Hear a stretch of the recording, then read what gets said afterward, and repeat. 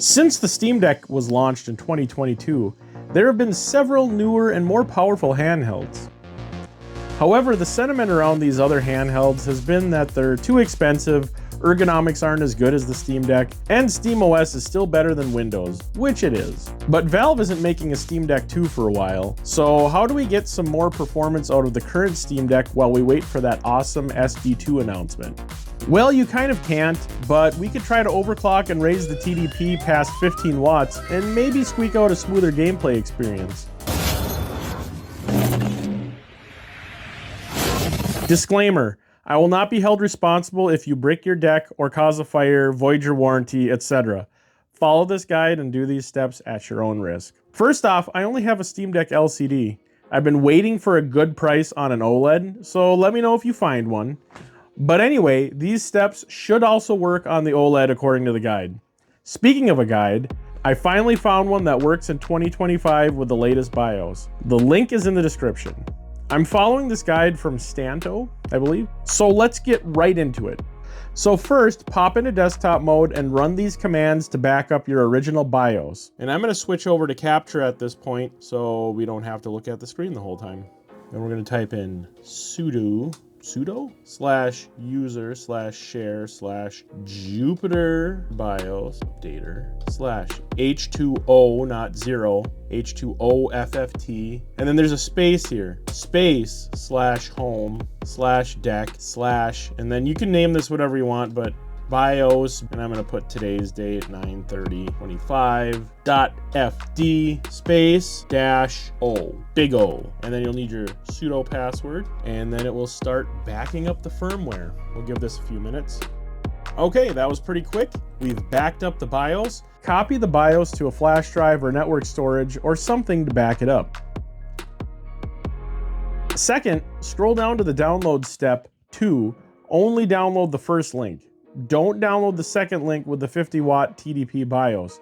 Let's just not even bother with attempting that. Now you'll need a way to access the drive, so a USB-C to USB-A adapter at minimum will be needed, or you could use one of those USB-C docks that I mentioned.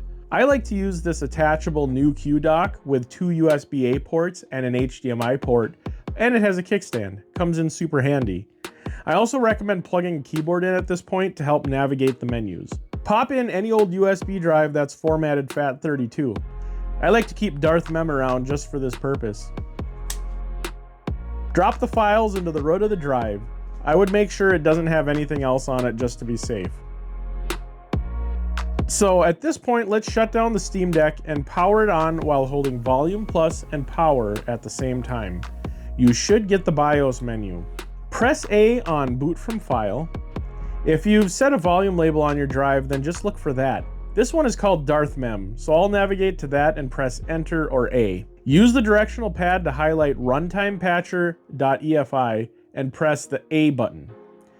This will run Smoky CPU's Smokeless Runtime EFI Patcher, or SREP. You should see something similar to this on screen. The system looks like it didn't do anything and just returns you to the File Explorer. However, if you press the B button to quit out of the menu and select Setup Utility, you will now see 2 new options for AMD CBS and AMD PBS that weren't there before. If you see those, you are in business and ready to begin overclocking. Before tweaking anything, I recommend checking out the Settings That You Should Avoid section of this guide. Setting your undervolt too low can result in a brick that can be difficult to recover from. Going beyond -50 millivolts can cause general instability and problems. If you mess with any of the P-state settings, that can result in an instant brick, so don't mess with that. Force C clock frequency and force GFX clock frequency. Tweaking these will likely cause a brick. On to the overclock. Where do we start? I'm not going to deep dive into the bleeding edge of overclocking, but I will show you what settings I use and how to rein it all in with SimpleDeckyTDP. Well, the first thing I did was go to AMD CBS, SMU Common Options, TDP Control, and then Manual. Initially, I was going to suggest doing 20-watt TDP, but even at 18-watt TDP, I noticed that I was hitting 99 to 100 Celsius when I maxed everything out. So I'm going to recommend that as kind of the safe maximum limits with the cooling solution that the Steam Deck currently has. After you set the fast PPT limit in the AMD CBS menu, Also go into the advanced menu and set the fast PPT and slow PPT to 18,000 for 18 watts. You'll need to make sure that all these numbers are consistent. Now you'll notice that you're able to type these in with a keyboard and set these numbers, whereas previously you couldn't set these in the stock BIOS menu. Here you can also set your CPU offset, and I set everything to minus 30 millivolts, but you might want to start with 10, 10, 10, and maybe bump it up to 20, 20, 20 and see how things work after that. So just kind of test things out, see if that helps with some cooling problems. If you've got a better bin Steam Deck, you might be able to get it lower to like 40, minus 40 or minus 50. It's kind of risky and you don't want to get into a situation where you kind of mess things up. So I leave that to you. Again, remember the disclaimer.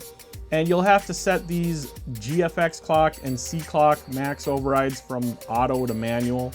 The GPU you can set at 2000, and you can see here I had this set at 4000 megahertz, but I bumped it back down to 3800 just because I was having trouble booting. You can bring yours up to 4000 and see if you can boot like that. It shouldn't hard lock you out. It might just kind of crash a little bit. Your mileage may vary. Now you can dive into more overclocking settings. If you drill down deep into that guide and check the settings, they do have some extra overclocks, and you can even bring it up to like 6400 megahertz or mega transfers to be on par with the OLED Steam Deck. I may attempt that myself at some point, but for now, I'm just going to show you doing these basic steps. Now make sure you save and exit, and that should ensure that you're saving the settings. Now, the settings changes are persistent. However, these menus aren't. So if you want to get back in to make more changes, then you'll need to launch your smokeless SREP USB drive again with the steps we did earlier. After saving, shut down the Steam Deck, boot back into SteamOS, and then we're going to check out SimpleDeckyTDP, and then we'll do some tweaks to enable everything and get those extra TDP and extra power out of the system. In SteamOS, if you don't have Decky Loader already, go ahead and install that first. I'm not covering that today, but I will show you how to get SimpleDeckyTDP. If you notice, you can't install it from the store in Decky Loader, so head into desktop mode, and then load your favorite web browser and search for this site. And it'll be a GitHub site for Aaron Lee SimpleDeckyTDP. Click on the releases on the right side, and then download the zip file. Open up the zip and double-click on the readme.md file. I noticed there was a quick install curl script, so you can just copy that into the terminal, enter your sudo password, and it will take care of the rest.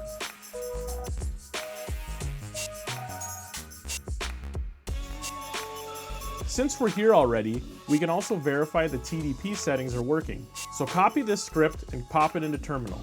If you see 18 followed by a lot of zeros, then that means it worked, or whatever number you set in the BIOS. Now let's get back into gaming mode. Load up Decky Loader and set the following settings in SimpleDeckyTDP.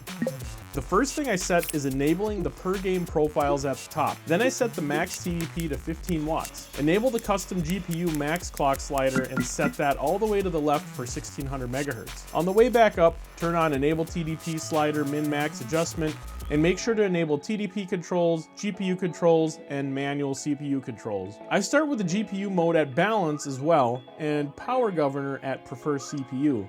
I set these all as a baseline for the default that represents the Steam Deck defaults. Now when you go into a game, you can bring up these settings as you see fit to try to smooth out gameplay. Okay, so did any of this actually help with any games? Here we could try a game that's running close to 40 FPS. It's Ghost Recon Wildlands. It's not quite locking in though.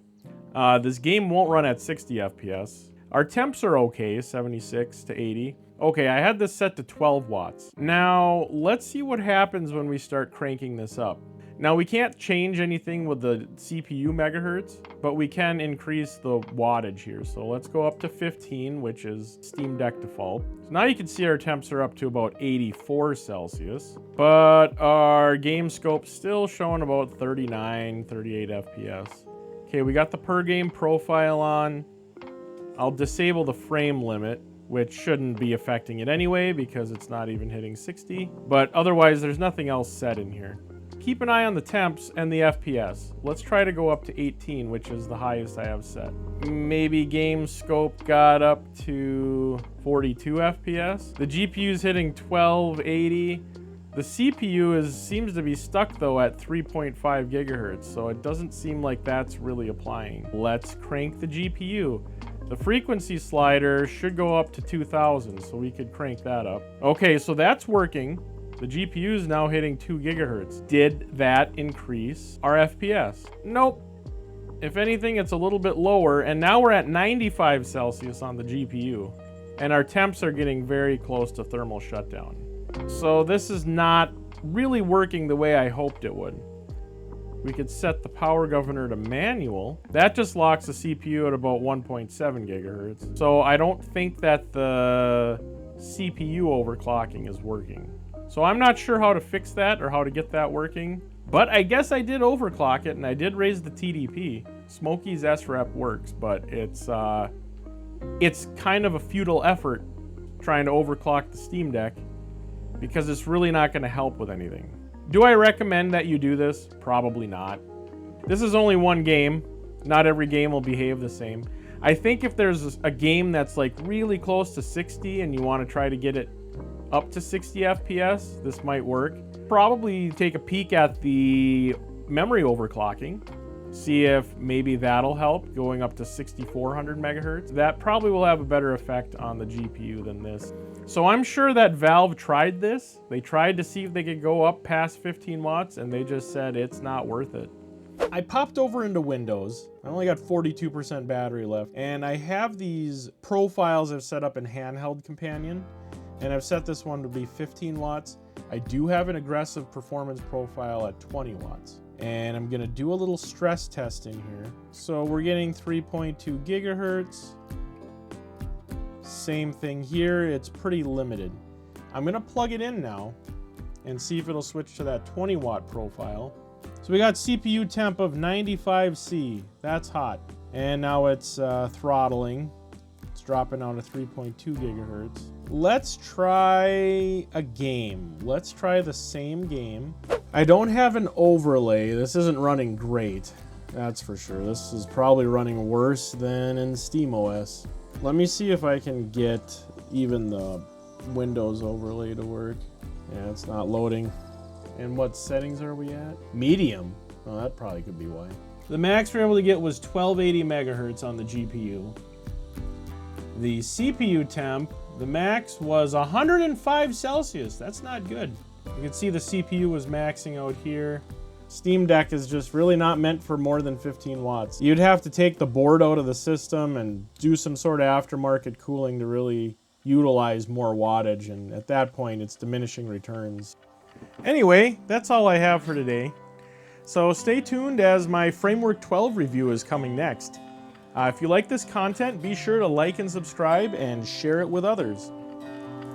Before I go, I just want to say that I hope that you are blessed this week and you consider blessing someone else. Say a kind word of encouragement or something. We need godly men and women to stand up for what is right in this country.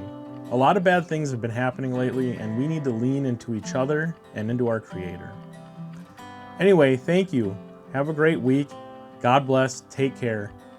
And happy Steam Deck tweaking. We'll see you next time.